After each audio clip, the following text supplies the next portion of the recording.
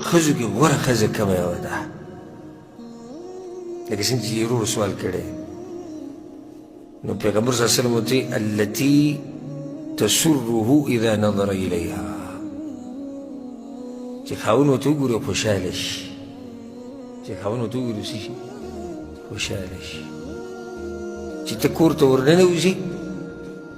او ستا نظر به پرېوځي او ته خوشحاله شي او سکون درته میلاو شي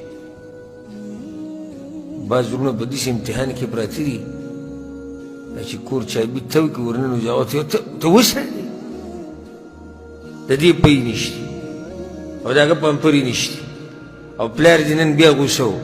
او مور دې نن بیا دا ووایي او خور دې دا ووایي او ورور دې دا ووایي او وړه نشته او پی نشته او شملې نشته سړی وایي چې الله اوس د دې بلا نه مې د الله خلاص کړي